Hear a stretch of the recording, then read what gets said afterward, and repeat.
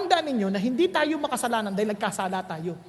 Nagkakasala tayo dahil makasalanan tayo. Tandaan ninyo, noong si Adan nagkasala, kung naalala niyo pa yung pag-aaral sa Genesis, nung nagkasala si Adan, yung kasalanan niya, kumain siya ng bunga ng punong pinagbabawal ng Diyos, ng kaalaman ng mabuti at masama.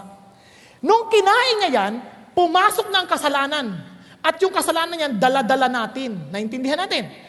At mapapansin niyo kung bakit sabi ng Panginoong Diyos na kailangan yung kasalanan, yun lang binhi ng babae ang makasisira sa kapangyarihan ng espiritu ng kadiliman. Ngayon, pag-isipan niyo mabuti lahat ngayon ng Adan, lalaki, walang bata, walang anak na nabubuo ng walang tatay.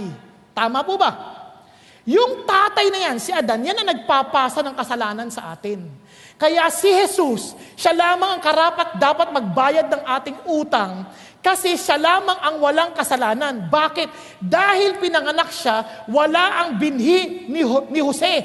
Wala si binhi ni Jose at siya ay kinonceive by the Holy Spirit, born of a virgin. Kaya siya lang ang qualified to pay for our sins. Wala nang iba.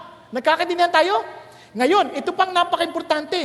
Ito ngayong naipanganak, bigla ipinako sa puno. He was hanged on the tree. He was crucified on the cross. Pansinin nyo, nagsimula ang pagkakamali sa puno, binalik ng Diyos sa magitan ng puno rin.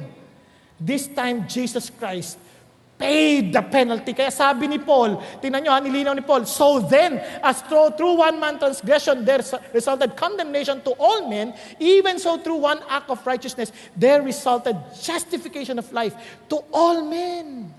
Sabi niya, wala ka ng kasalanan because of Jesus. Nagkakaintindihan?